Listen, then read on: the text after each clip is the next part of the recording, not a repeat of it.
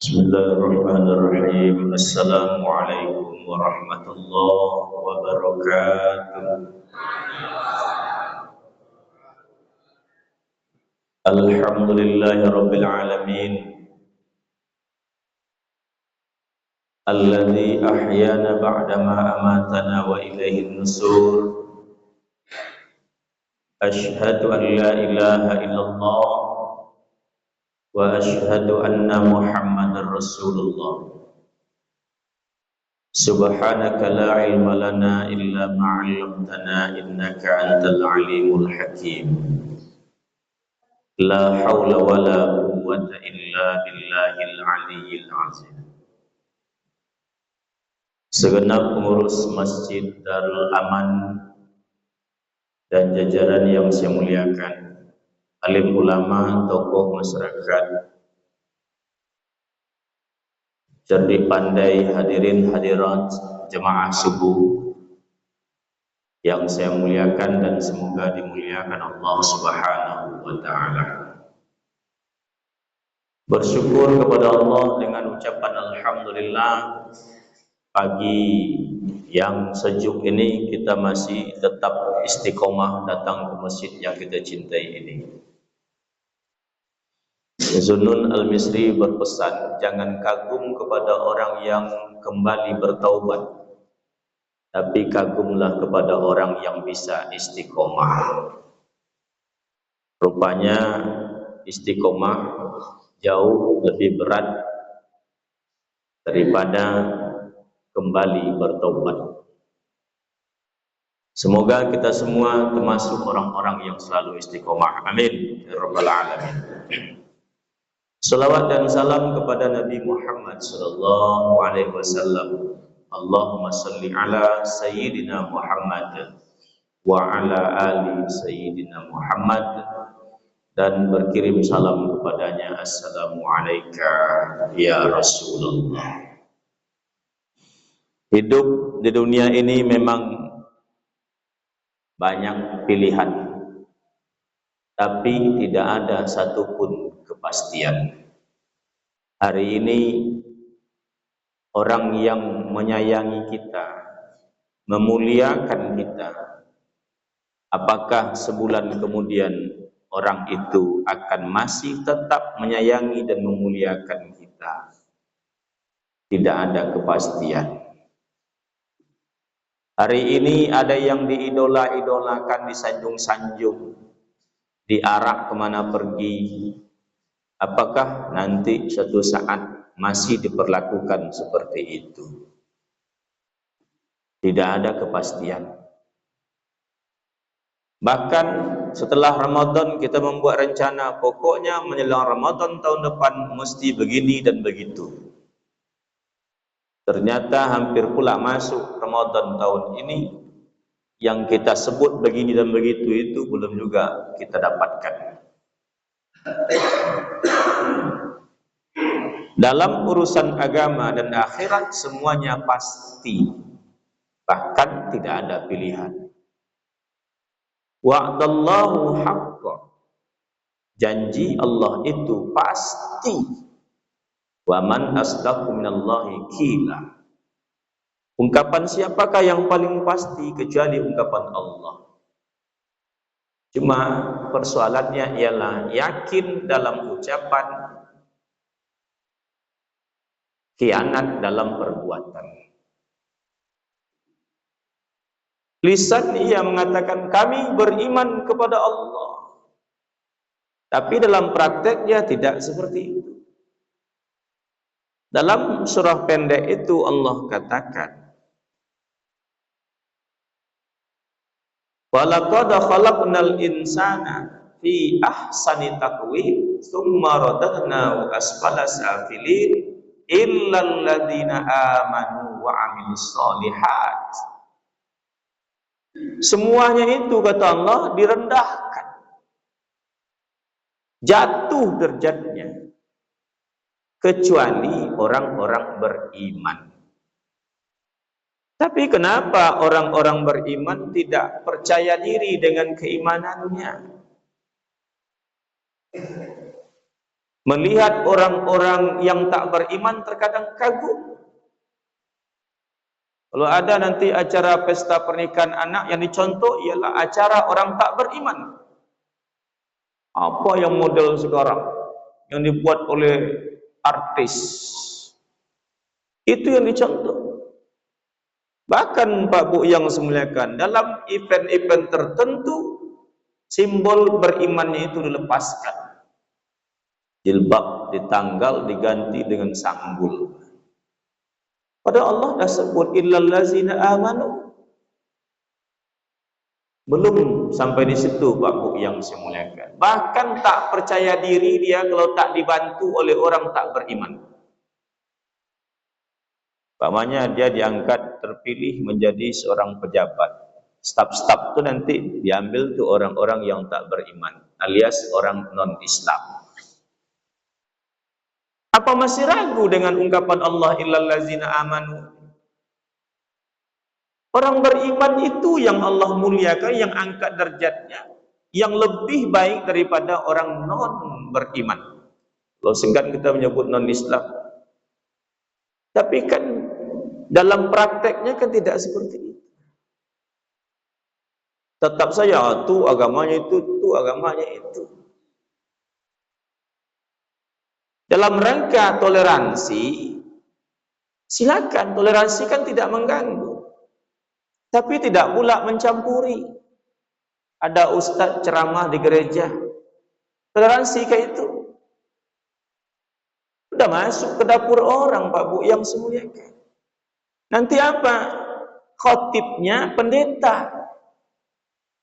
Oh, di Masjid Darul Aman besok Jumatannya khotibnya adalah biksu yang diundang dari India. Itu bukan toleransi lagi Pak Bu yang semuliakan.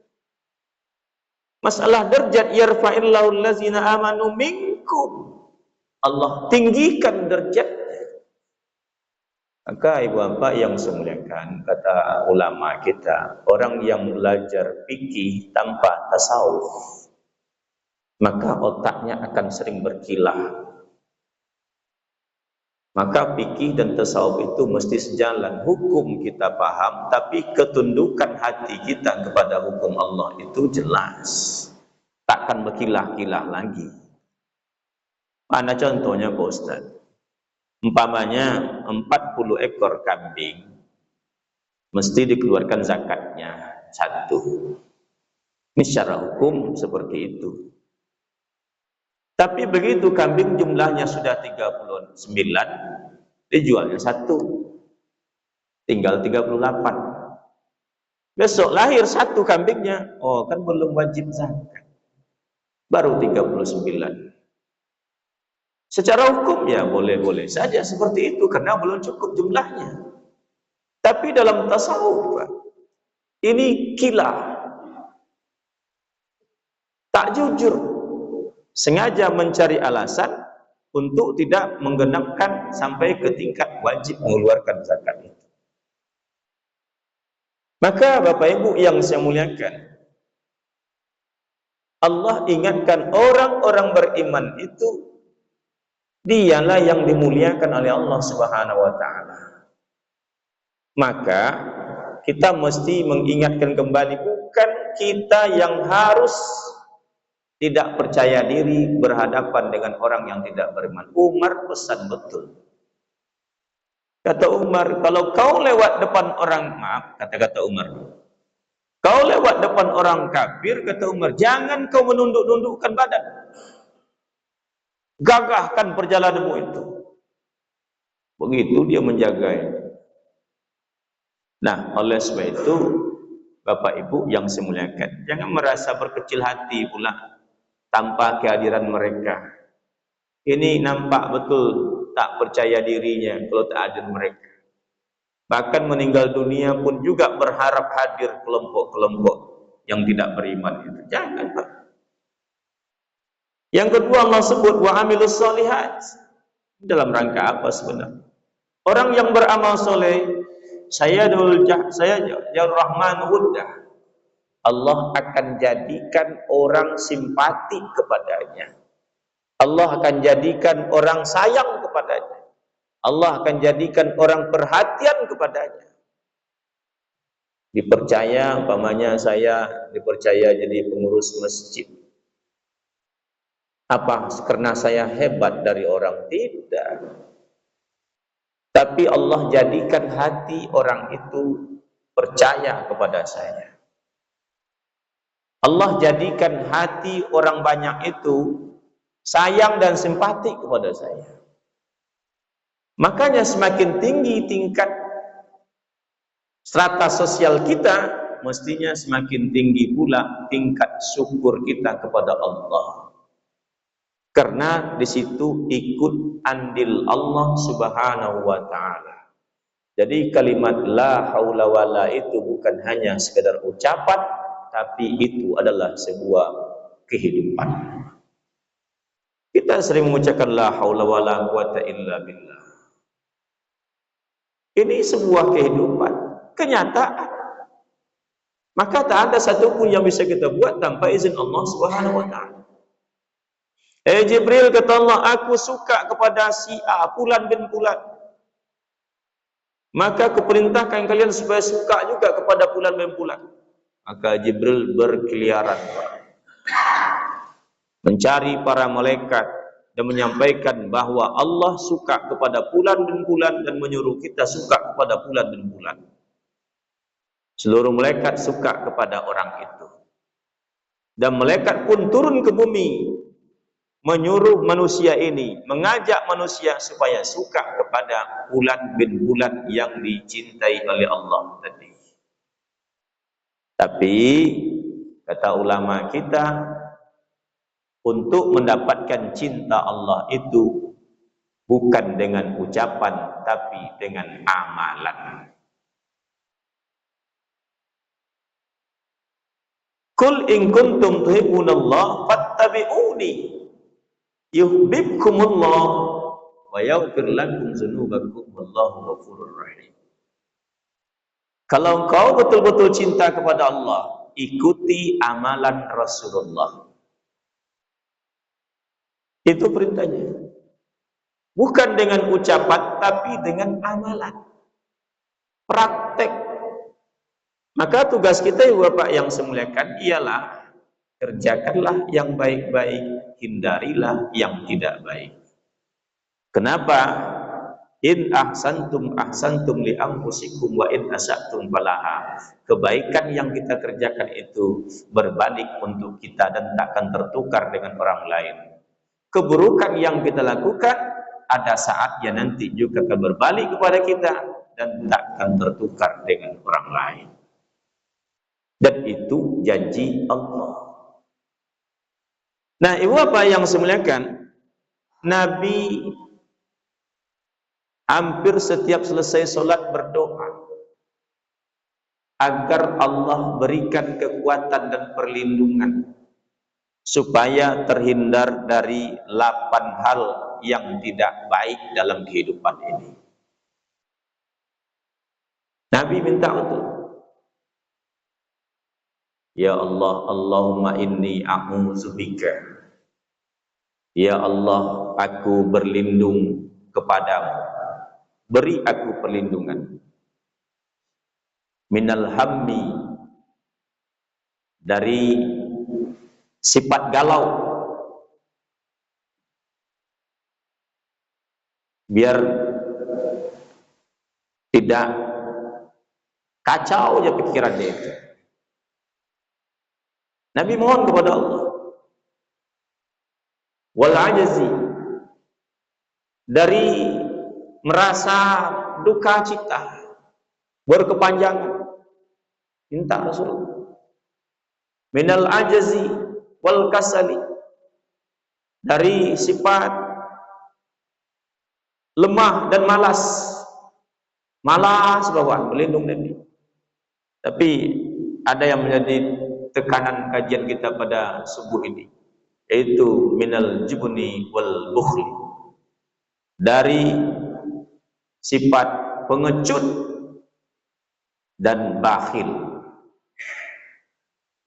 kikir Nabi takut betul dengan sifat kikir ini. Bahkan Ali bin Abi Thalib pernah mengatakan 4 hal yang paling berat dalam hidup ini. Dalam hidup ini yang paling berat itu 4, kata Ali. 1, memaafkan orang lain tak kala kita dalam keadaan marah. Marah, suami ibu yang di belakang tuh pasti waktu muda ganteng-ganteng semua. Iya bu,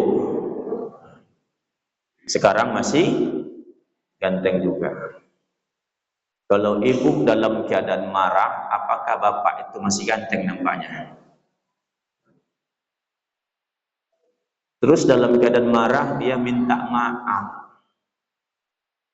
Dalam keadaan marah dia minta maaf. Kata Ali bin Abi Thalib, ini adalah hal yang sangat berat untuk dilakukan. Paling juga maaf ala kadarnya. Tolong maafkan Bapak ya Ma. Yuk. Serius lah Ma, serius. Tapi begitulah dia. Ada yang lebih berat lagi, kata Ali bin Abi Thalib. Apa itu? Menyampaikan kebenaran di depan orang yang kita takuti. Menurut pengamat di Indonesia tidak banyak orang nih Pak yang berani menyampaikan kebenaran depan orang takut di Indonesia. Kata pengamat cuma 3 orang. 1 namanya Muhammad Hatta. Berani dia menyampaikan pendapatnya berbeda dengan Soekarno. Bahkan dia harus mengundurkan diri jadi wakil presiden. Setelah itu tidak ada orang yang berani mengundurkan diri dari jabatannya Pak, karena berbeda menyampaikan kebenaran. Tidak ada. Yang kedua, Emil Salim, kita pengamat. Dia berani menolak sebuah penghargaan internasional di depan orang ramai, karena dia merasa apa yang menjadi idenya itu tidak dilaksanakan. Gagal. Kenapa saya harus mendapat penghargaan? Yang ketiga, Buya Hamka. Berani dia, harus pun dipenjara, tidak mengapa, tapi dia menyampaikan kebenaran itu di depan orang yang ditakuti. Yang lain kan tidak. Apa hukumnya Pak Ustaz? Bolehlah. Tak seberani orang itu. Apa hukumnya Pak Ustaz? Oh ini tidak halal, haram ini. Tidak bisa dihalalkan ini Pak Ustaz. Oh tidak bisa. Kalau begitu Pak Ustaz tak bisa lagi ikut bekerja sama dengan pemerintahan kita. Ya tidak apa-apa. Gitu Pak. Berat. Yang ketiga Bapak yang saya muliakan, yaitu dermawan ketika dalam keadaan susah. Ini orang yang anti bakhil. Dia butuh tapi ada orang yang lebih butuh. Dia butuh tapi ada orang yang lebih butuh. Ada contohnya Ustaz dari Rasulullah. Ada. Begitu Rasulullah ingin makan malam, datang tamu ke rumah Rasulullah. Assalamualaikum. Tamu ini dari jauh pulang. Ya Aisyah, apa yang bisa kita hidangkan untuk tamu kita ini? Tidak ada Rasulullah kecuali makan malam kita ini. Dan itu pun ukurannya pas untuk kita berdua saja. Nah biasanya kalau kita datang tamu seperti itu, tolong simpan dulu makanan itu ya. Udah pergi nanti orang itu baru kita makan nanti. Rupanya Rasulullah tidak. Aisyah, hidangkan makanan itu kepada tamu kita ini. Nanti begitu makan mau dimulai, tolong dimatikan lampu. Lampunya bukan listrik, tapi bisa ditiup-tiup. Kalau bahasa Indonesia lampu tegap. Bahasa Indonesianya, kalau bahasa kita lampu togok. Mati lampu. Rasulullah pura-pura makan saja. Bacopak, orang bacopak pula Rasulullah. Disangka tamunya Rasulullah makan juga. Begitu selesai makan, lampu kembali dinyalakan. Kata setiasa, mohon maaf tadi lampunya mati. Dah selesai makan. Nabi butuh, tapi ada orang yang lebih butuh. Dermawan dalam keadaan susah, berat. Kalau masalah tidak makan karena memang tidak ada, sahabat sering melakukan seperti itu. Abu Hurairah datang ke rumah Rasulullah. Maaf, Abu Hurairah bertemu dengan Rasulullah. Ditanya oleh Rasulullah, wahai Abu Hurairah, apakah engkau sudah makan? Sudah 3 hari Rasulullah tak makan. Sudah 2 hari Rasul tak makan, kata Abu Hurairah. Kawan-kawan saya juga sudah 2 hari tak makan, ya Rasul. Ini kaum Sufa yang tinggal di serambi masjid. Jumlahnya lumayan banyak, 30 sekian orang. Saya juga, kata Rasul. Saya juga belum makan. Dilihatlah Rasulullah, ini buktinya. Dilihatkan Rasulullah bahwa dia belum makan. Sudah sekian hari pula. Ada yang mengatakan sudah 3 hari, melebihi daripada Abu Hurairah. Jadi gimana ya Rasulullah? Kami sudah tak tahan lagi nih, kata Abu Hurairah. Kalau begitu, wahai Abu Hurairah, datanglah nanti ke rumah istriku. Datanglah Abu Hurairah bersama kelompoknya 30 sekian orang itu. Ada yang menyebut 33 orang. Begitu sampai di rumah Rasulullah, Abu Hurairah, ya Rasul, cepat berbaris, bersap. Abu Hurairah lah yang paling sudut sebelah kanan, terus memanjang sini. Keluar Rasulullah membawa segelas susu, 1 gelas untuk 33 orang. Maka Abu Hurairah berharap dialah yang pertama minum susu itu nanti. Kenapa? Dia yang melapor kepada Rasulullah bahwa dia yang belum makan. Itu harapan Abu Hurairah. Mudah-mudahan Rasulullah ke kanan dia dulu. Rupanya Rasulullah pergi ke sudut kiri dulu. Abu Hurairah yang paling terakhir dapat jatah susu 1 gelas untuk 33 orang. Ditengoklah oleh Abu Hurairah, tidak ada isi setetes pun dalam rumah. Kosong. Maka kata beliau, aku lihat tak ada 1 tetes pun susu dalam gelas itu. Tapi Rasulullah pesan, minum, kata Rasulullah. Diminum juga Hurairah. Itu gelas itu menempel di bibirku, kata Abu Hurairah, saya merasakan banyak sekali air susu yang masuk ke dalam perut saya. Itu sudah biasa, Pak. Maka Nabi takut betul dengan sifat bakhil. Kenapa Bapak yang semuliakan Nabi takut dengan sifat bakhil? Berlindung, jaga saya Allah, jangan sampai terkena sifat bakhil, bukhul. Apa alasannya Bapak yang semuliakan?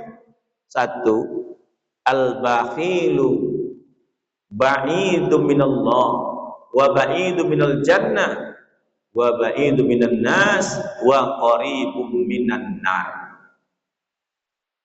Karena orang-orang bakhil itu jauh dari Allah, jauh dari surga, jauh dari manusia, dekat dengan neraka.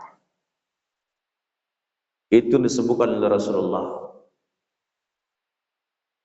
Jauh dari Allah. Kalau sudah jauh dari Allah, Bapak yang semuliakan, tentu sulit untuk merasakan kasih sayang dan keberadaan Allah itu. Kan ada 6 bukti Allah sayang dengan kita, tidak pernah dirasakan. Ada 6 Pak, bukti Allah sayang dengan umat itu, tak pernah dirasakan. 1, kalau umpamanya kita menghirup udara ini kita anggap bukan dari Allah, silakanlah kalau begitu. Karena ini alam ini, alami ini, biasa saja, bolehlah. Ini bukan bukti Allah sayang kita, silakanlah juga. Tapi bahwa Allah sayang dengan kita, Allah atur kehidupan kita. Dan tidak ada 1 ayat pun dalam Al-Quran yang mengatur kehidupan orang kafir. Kalau kita punya anak, kita atur terus, nak makan, nak mandi, Nak, silakan pakai baju, ganti baju. Nak, berangkat sekolah. Nak, pergi mengaji. Nak, yuk ke masjid. Kita atur kehidupannya karena kita sayang. Tapi kalau ada anak, tak kita atur lagi. Terserah kalau anak mau sekolah atau tidak, terserah. Mau pulang atau tidak pun tidak apa-apa. Mau makan atau tidak, terserah. Berarti kita tak sayang lagi dengan anak ini. Tak kita atur lagi. Maka di mata orang tua, sebesar apapun anak, setinggi apapun gelarnya, setinggi apapun pangkatnya, tetap saja kecil di mata orang tua. Cuma anak saja kadang yang merasa besar, usah teratur lagi apa? Dah tahu kami dah mana yang baik, mana yang besar, yang buruk. Tahu dah. Tapi di mata orang tua tidak. Yang kedua, apa bukti Allah sayang dengan kita? Wa man nu'ammirhu, Allah panjangkan umur kita. Tentu ada batasnya. Berapa usia panjang itu batasnya, Ustaz? 60 tahun. Seusia Rasulullah. Usia Rasulullah 60 tahun menurut Masehi, 63 tahun menurut Hijriah. Itu ukurannya. Dan lebih 60, berarti Allah sudah panjangkan umur kita. Ya alhamdulillah lah ibu-ibu nampaknya belum sampai 60 nampaknya. Lebih. Itulah kayaknya mata saya ini harus pakai kacamata juga, Pak. Kalau pendekkan umur gimana, Ustaz? Pendekkan umur pun Allah sayang. Mana buktinya? Nabi Musa diperintah oleh Allah untuk menemui Nabi Khidir. Khidir atau Khidir, podai sama mawon, sama itu juga orangnya. Zulkaidah dengan Zulqa'dah sama itu juga bulannya. Orang menyebut dan membacanya itu berbeda. Untuk apa? Disuruh oleh Allah Nabi Musa belajar ke Nabi Khidir. Sampai bertemu dengan Nabi Khidir, Nabi Khidir berpesan pada Musa, kau tak bisa jadi muridku. Kenapa? Kau tak akan bisa sabar nanti belajar denganku. Oh, sabar. Nabi Musa kan orangnya ngotot, Pak. Ngotot Nabi Musa itu. Bahkan dua dalam riwayat yang unik tapi nyata. Satu Nabi Musa, yang kedua Umar bin Khattab. Umar bin Khattab ketika dia meninggal dunia, masuk dalam kubur, apa doa Ali? Kalau kita doanya Allahumma ighfir lahu warhamhu, itu doa kita. Lalu Ali doanya apa?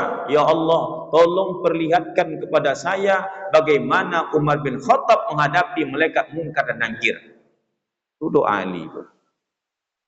Begitu penasarannya Ali, bagaimana dia menghadapi Munkar dan Nakir itu. Rupanya Allah perlihatkan. Allah perlihatkan. Nampaklah oleh Ali bagaimana sikap Umar bin Khattab ketika didatangi oleh Munkar dan Nakir. Nah, ibu bapak yang saya muliakan, Umar sedang tidur dalam kuburannya itu, datang Munkar dan Nakir. Tom. Assalamualaikum. Waalaikumsalam. Siapakah yang dulu ngomong? Umar yang dulu ngomong.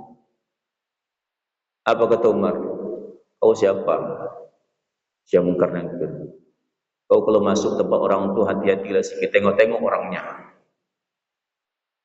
Siapa yang berani ngomong itu, Pak? Tengok-tengok orangnya kalau kau masuk tuh, jangan nyelonong aja masuk. Jadi menurut riwayat, Pak, sejak itu Munkar Nakir ini hati-hati dia masuk ke tempat orang yang di alam barzah itu.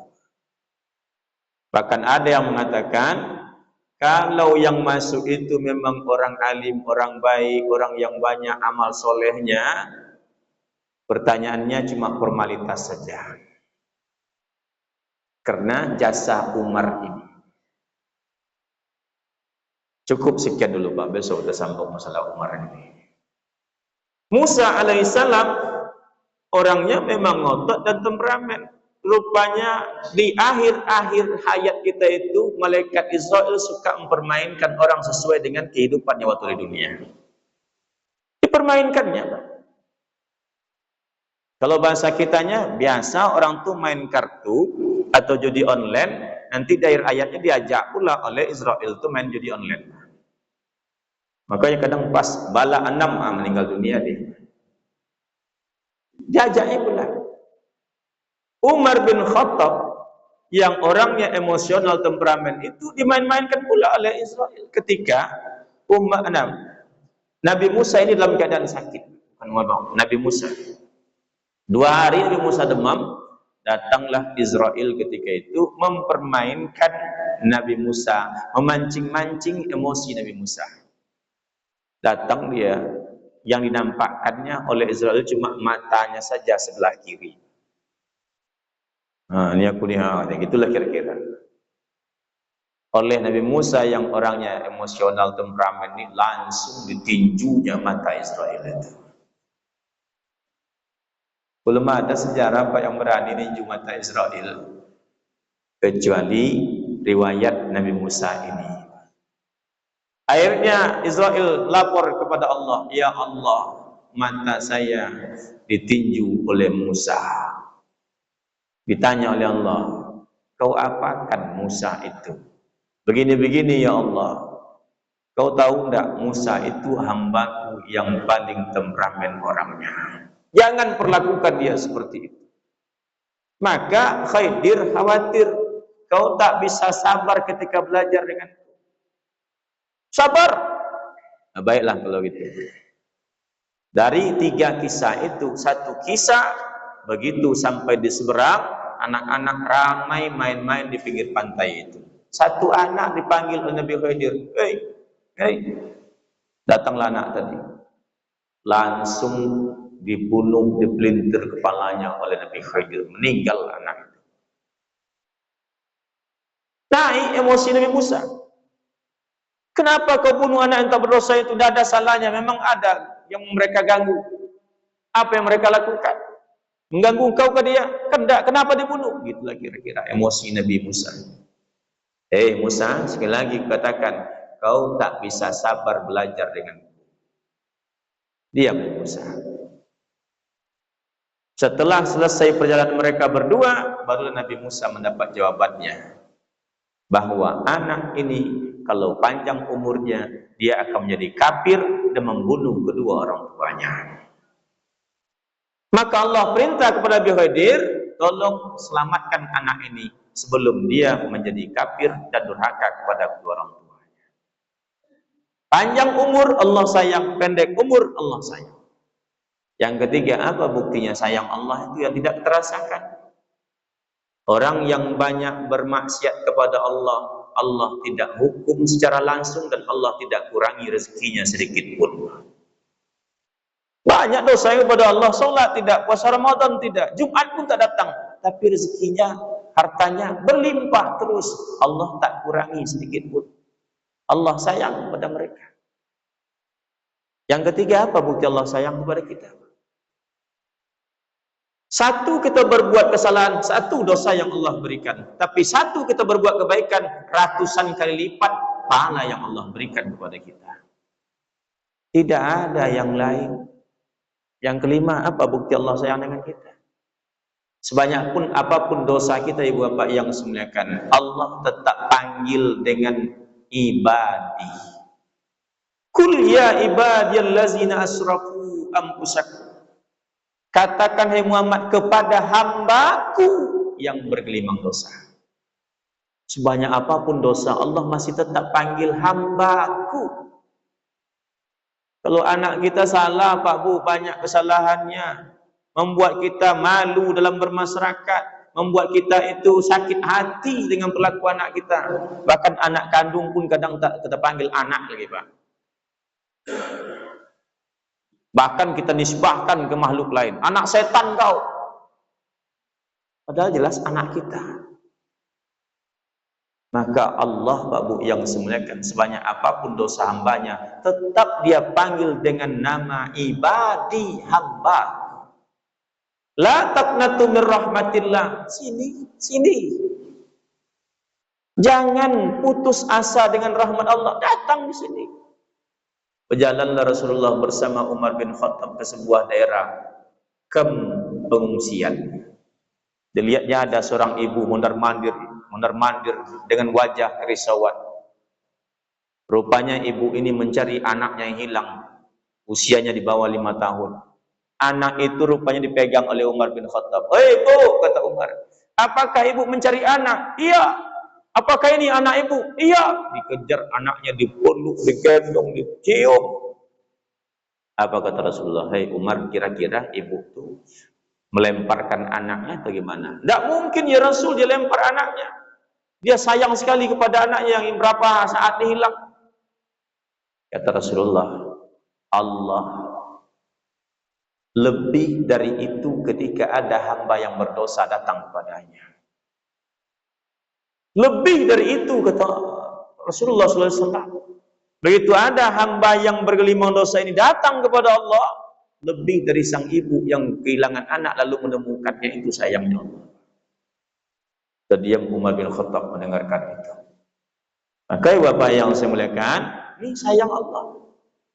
Yang keenam, apa bukti Allah sayang Bapak yang saya muliakan? Dalam diskusi ceritakan, kalau hambaku datang sejengkal, aku datangnya sehasta. Kalau hambaku datangnya sehasta, aku datangnya sedepah. Kalau hambaku datang berjalan, aku datangnya berlari. Nah, ibu bapak yang saya muliakan, maka jangan takut. Kita mulai 100.000, Allah datangnya 200.000. Kita mulai 200.000, Allah datangnya 400.000. Maka Nabi takut betul, janganlah saya ini menjadi orang bakhil. Bahkan disebut dalam surah Ali Imran bahwa orang-orang yang bertakwa itu allazina yunfikuna bisyarra'i wad-dharra. Dia akan berimpak walaupun dalam keadaan kondisi apapun, senang ataupun susah, bahagia ataupun dalam keadaan berduka, lapang ataupun dalam keadaan sempit. Yang mana Nabi ingatkan juga kita, bagi yang panjang umur, kata Nabi, ingat-ingat masa mudamu sebelum sampai masa tuamu.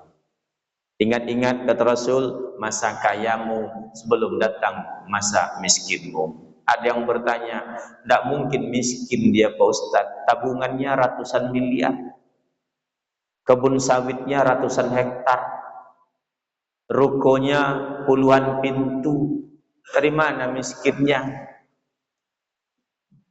Miskin di tengah-tengah ketidakadaan harta itu biasa.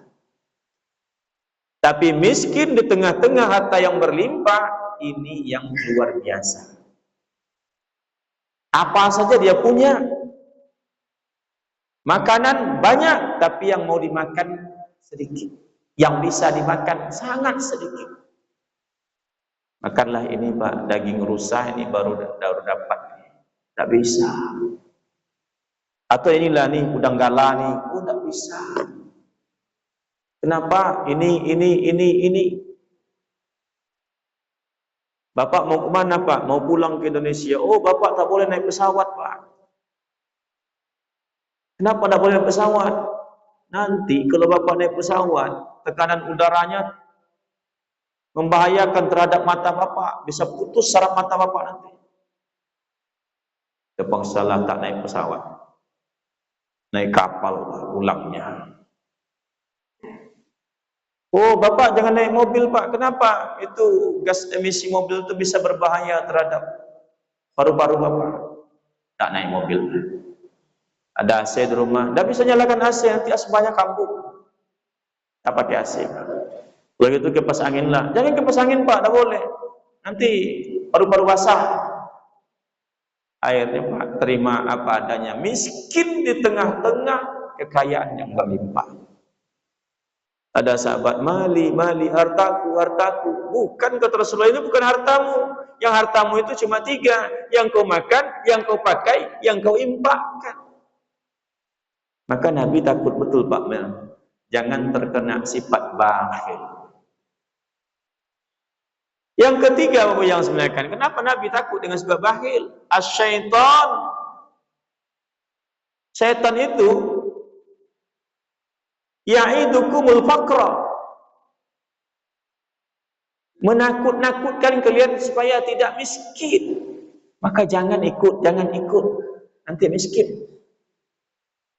Itu kata syaitan. Gak usah lagi, biar aja lah. Saya nyumbang-nyumbang lagi itu miskin habis, harta gua nanti payah, anak-anak besok gimana mau kuliah, gimana mau sekolah. Yang keempat, yang sebenarnya kan, kenapa Nabi berlindung betul dari sifat bakhil? Dalam kitab Tanbihul Ghafilin ada sebuah hadis itu dituliskan oleh penulis kitab itu. Apa kata dia? Surga itu ngomong. Apa kata surga? Sesungguhnya aku haramun lil bakhil. Sesungguhnya aku haram untuk orang-orang bakhil. Nabi takut. Yang ngomong itu surga. Surga kami ini, aku ini haram untuk orang-orang yang bakhil. Terus apa ciri-ciri bakhil itu, Pak Ustaz? Apakah cuma kalimat? Ada ciri-cirinya, Pak. Satu, orang bakhil itu enggan untuk mengeluarkan sesuatu yang wajib pun, yaitu zakat. Dulu ada namanya Qarun di zaman Nabi Musa. Dulu ada namanya Sa'labah di zaman Nabi Muhammad SAW. Orang yang berbeda, perjalanan kisahnya mirip sekali. Qarun datang kepada Musa, ya Musa tolong doakan saya menjadi orang yang kaya. Kalau kau kaya nanti apa bisa kau rajin ke masjid? Sudah miskin saja rajin, ya Nabi Musa apalagi kaya. Sudah jalan kaki saya datang ke masjid, apalagi pakai kendaraan. Iya pula kata Nabi Musa. Didoakan, diberi sepasang kambing, kayalah dia. Akhirnya apa yang terjadi? Bapak yang semuliakan berbalik. Zakat pun tak mau mengeluarkan. Sa'labah juga seperti itu. Selesai solat, Sa'labah zikir, doa, pulang. Selesai solat, zikir, doa, pulang. Dilihat Rasulullah, ngapain Sa'labah seperti ini? Orang panjang doanya, bersalam-salaman, duduk setelah solat, dia malah langsung pulang. Esoknya Rasulullah bersiaga. Assalamualaikum warahmatullahi. Rasulullah mutar ke belakang. Tengoknya begitu Sa'labah mau berdiri, langsung dikode oleh Rasulullah. Duduk dulu, kata Rasulullah. Selesai solat, dia Sa'labah gelisah mau pulang cepat-cepat, tanya Rasulullah, Sa'labah ngapain buru-buru pulang? Ada apa? Mohon maaf ya Rasul, sarung yang saya pakai ini Rasul, nanti mau dipakai pula oleh istri saya solat di rumah. Kalau saya lambat pulang nanti waktu solat habis, sementara istri saya belum solat, sarung cuma satu berdua. Oh begitu kata Rasulullah. Iya ya Rasul. Oh kalau begitu ya Rasul, masuk cipto Sa'labah lagi Pak. Karena dilihat ya Rasulullah perhatian dengan kondisinya. Kalau begitu ya Rasul, tolonglah ya Rasul doakan saya menjadi orang kaya ya Rasul. Nanti kaya apa bisa aku rajin ke masjid? Ya Rasul sedang miskin saja rajin saya ke masjid. Satu cuma kain solat saya datang juga ke masjid. Nah, apalagi besok banyak pakaian solat ini. Tak ada lagi halangan saya untuk datang ke masjid. Iya pula kata Rasulullah, doakan kasih 2 ekor kambing. Kambing lah yang melahirkan 2 kali setahun, Sa'labah bisa 3 sampai 4 kali. Anaknya bukan 2, 3, 4 sekali lahir. Tapi ada sebabnya. Lahir kaya Sa'labah, mulai tak nampak. Maka Bapak yang semuliakan, orang yang enggan mengeluarkan zakat bukan tak mengeluarkan zakat semestinya seperti itu, tidak. Oh Bapak zakat Pak, enggak saya mau zakat, bukan itu. Tapi zakat yang dikeluarkan itu tidak sesuai dengan jumlah harta yang dia miliki. Bakhil. Yang tahu harta kita di bank itu kita. Yang tahu kita jumlah tabungan kita, kita. Yang tahu berapa banyak gelang emas ibu-ibu, yang tahu ibu. Berapa berat kalung yang ada di leher ibu, yang tahu ibu. Tapi tak dikeluarkan semestinya. Kebun sawit Pak, tak sama zakatnya dengan zakat tijarah. Kebun kelapa biasa tak sama zakatnya dengan kebun sawit. Kenapa yang dihitung itu cuma 2,5%? Oh zakat nih hasil sawit saya nih naik 3.200 kilo sekarang zakatnya. Berapa? 2,5%. Padahal sawit itu zakatnya bukan 2,5%. Memangnya salah menurut hukum iya, tapi sifat bakhil dalam kehidupan. Nabi berlindung dari ini. Yang kedua, Bapak yang semuanya, orang bakhil itu untuk menikmati harta sendiri pun tak dapat. Sakit kepala, bodrek, belum hilang sakit kepala, beli pula Inza. Belum juga hilang, beli pula Panadol. Kata kawan ni, cek ke rumah sakit dekat situ, rumah sakit tu, bawa lah ke rumah sakit. Tak apa-apa dah, boleh juga bodrek. Supaya apa? Tabungan numpuk, bawa kasut tu duit merah semua. Tabung. Setiap pagi membersihkan kasur biar cepat dipasang spraynya. Kenapa? Duit merah bawa kasurnya biar tak ketahuan nanti. Rupanya babu bukan sakit kepala biasa, kanker otak. Meninggal dunia. Ibu tadi, suami yang ditinggal belum pula tua-tua amat. Akhirnya ibu bapak yang semuliakan, tak lama berselang, duit banyak berlimpah, dijadikan oleh suaminya mencari pendamping baru. Kasur yang setiap pagi ibu bersihkan itu ditiduri oleh orang sebelah rumah. Mobil yang ibu beli dipakai oleh mereka berdua. Lewat dekat kuburan ibu dia. Bang, di mana rumah kuburan kakak kita tuh bang? Petunjuknya pakai telunjuk ini di situ, katanya bagus. Ini enggak pak. Katanya. Awak waktu di dunia tak bisa pernah infak, tak pernah berzakat, tak pernah berwakaf, tak pernah sedekah. Bakhil. Yang ketiga, apa ciri-ciri bakhil itu Pak Bu yang sebenarnya? Ini mohon maaf, tapi ini tulisan sebuah kitab, saya nyampaikan saja. Kalau ada yang seperti itu, mohon maaf, saya tidak bermaksud menyinggung. Apa itu? Suka mencari diskon. Ini kata tulisan itu. Padahal dia mampu untuk yang beli yang bagus, tapi dia mencari yang mana yang diskon, mana yang promo. Bahkan Pak cenderung mencari yang second. Beli yang baru dia mampu. Bulan Ramadan, jam 3 siang tuh harga cendol masih stabil Pak. Jam 4 masih bertahan. Jam 5 masih bertahan harga cendolnya. Jam setengah 6 baru turun. Dia datang ke pasar Ramadan tuh jam setengah 6. Semakin dekat dengan berbuka, semakin turun harga cendol. Itu yang dia cari. Bakhil aku yang sebenarnya. Yang terakhir Pak, yang terakhir. Apa ciri-ciri orang bakhil itu? Yaitu mencari banyak alasan untuk tidak ikut membantu orang lain.